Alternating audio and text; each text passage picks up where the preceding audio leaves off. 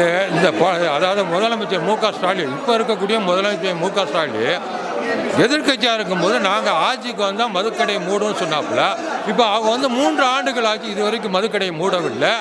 ஆக அதாவது இது வரைக்கும் மனுக்கள் கொடுத்துருக்காங்க, போராட்டம் பண்ணிக்காங்க மக்கள்.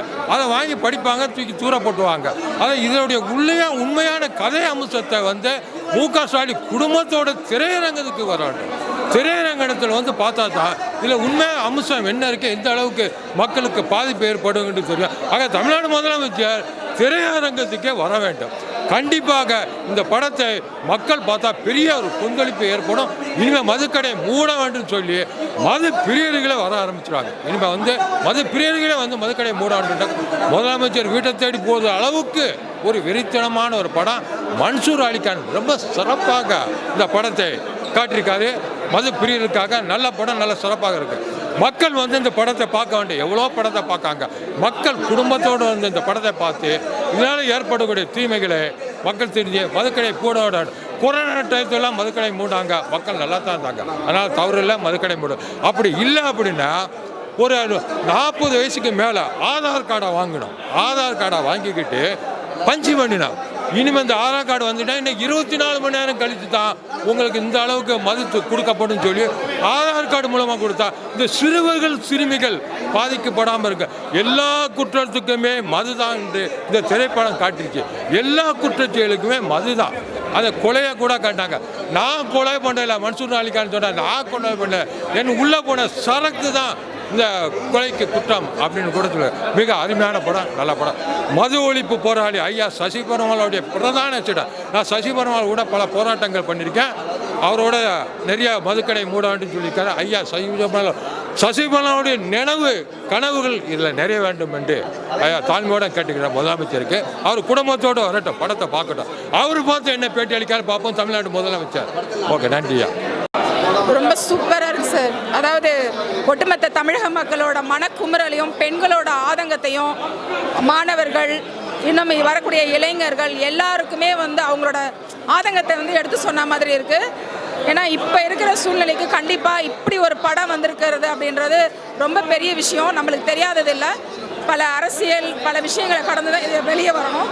இருந்தாலும் துணிச்சலாக இப்படி ஒரு கருத்தம்சத்தோடு இந்த படத்தை வெளிக்கொண்டு வந்திருக்க மன்சூர் அலிகான் சார் அவர்களுக்கு என்னுடைய உளமார்ந்த நன்றியை தெரிவிச்சுக்கிறேன்.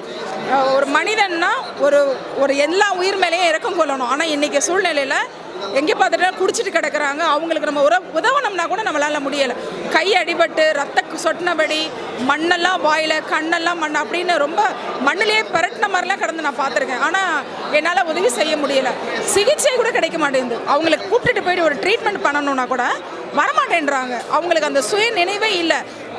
அவங்க தன்னோட உயிரை இழந்துட்டு கிடக்குறாங்க, அந்த கடைசி நிமிஷத்தில் போய்கிட்டு இருக்காங்க அப்படின்ற ஒரு எண்ணம் கூட விபத்தில் அடிபட்டு கிடக்கிறவங்களுக்கு இல்லை. அந்த மாதிரி ஒரு மனிதன் தன்னோட நிலை, அதாவது உலகத்தையே கட்டி ஆண்ட தமிழன் அப்படின்ற நிலை மாறி உலகத்திலே ரொம்ப மோசமாக குடிக்கக்கூடிய தமிழன் அப்படின்ற நிலைக்கு போய்கிட்டு இருக்கு.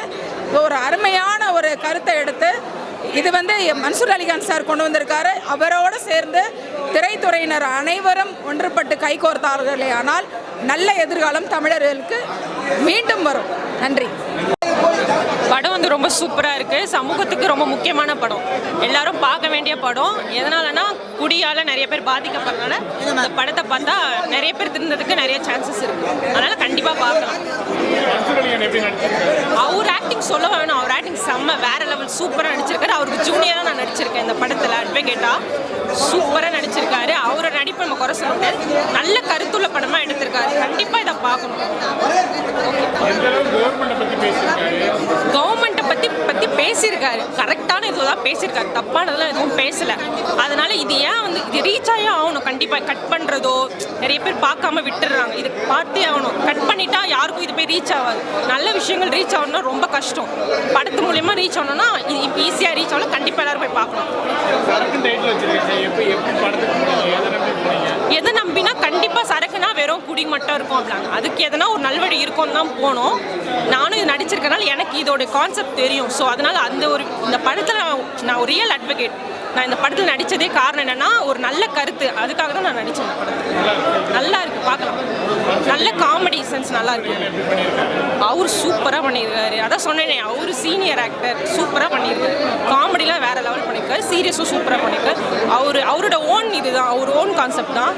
அவர் என்ன கொண்டு வரணும்னு நினச்சிருக்காருன்னா நல்ல ஒரு குடியை வந்து நிறுத்தணும் அப்படின்ற பெண்கள் மூலியமாக காமிச்சிருக்காரு. மற்றபடி சூப்பர், பார்க்கலாம். தேங்க்யூ.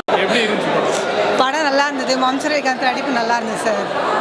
அவரோட நடிப்பு, அவங்க வீட்டில் அவங்க ஃபேமிலியோட ஒரு வக்கீலாக இப்படி எடுத்து நடக்கிறது செய்கிறது எங்களுக்கு எல்லாமே பிடிச்சிருக்கு. இந்த மாதிரி உலகத்தில் நிறைய பேர் குடிக்க அடிமைப்பட்டு ஒரு வீட்டில் அரிசி பருப்பு கூட இல்லாத இடத்துக்கு கூட குடிக்கிறாங்க, செய்கிறாங்க. ஜென்ஸுங்க நல்லா படிக்கிற பிள்ளைங்க, நல்ல இது இருக்கிற பிள்ளைங்க கல்யாணம் நடத்துகிற எவ்வளோ இந்த குடியால் அடிமையாகி நிறைய பேர் கஷ்டப்படுறாங்க. இந்த படம் வந்து இந்த ஊரில் மட்டும் இல்லை, எல்லா உலகத்துக்கும் தெரியப்படுத்தணும். கண்டிப்பாக இது வந்து இப்போ எல்லா பெண்களுக்கும் ஒரு சந்தோஷமான விஷயம்தான் இது. இந்த படத்தை கண்டிப்பாக போட்டு காட்டணும். எல்லா பெண்களுக்கும் இது ஒரு நல்ல முயற்சியாக இருக்கும். எங்களுக்கு இந்த படத்தில் வந்த மாதிரி மட்டும் இருக்கக்கூடாது, அது உண்மையாலுமே எடுத்துட்டாங்கன்னா அது ரொம்ப சந்தோஷப்படுறது நாங்கள் தான். பெண்கள் மட்டும்தான். புரியுதுங்களா? படம் கண்டிப்பாக நல்லாயிருக்கும், சூப்பராக இருக்கும். படம் அருமையாக இருக்குது சார். எல்லா மக்களும் இது பார்க்கணும். அருமையான படம், எல்லா மக்களும் பார்க்கலாம். அண்ணா சரியான நடிப்பு நடிச்சிருக்காங்க. எங்கள் அண்ணன் வந்து அருமையாக நடிச்சிருக்காங்க. என்ன மெசேஜ் சொல்ல வராங்க? நல்லா அருமையாக நடிச்சிருக்காங்க சார். படம் வந்து எல்லா மக்களும் பார்க்கணும் இந்த படத்தை. அருமையாக இருக்குது படம். நம்ம நாட்டுடைய நல்ல ஒரு விஷயத்துக்காக இந்த படம் எடுத்திருக்காங்க. நல்ல படம் சார், அருமையான படம் சார். ஆமாம்,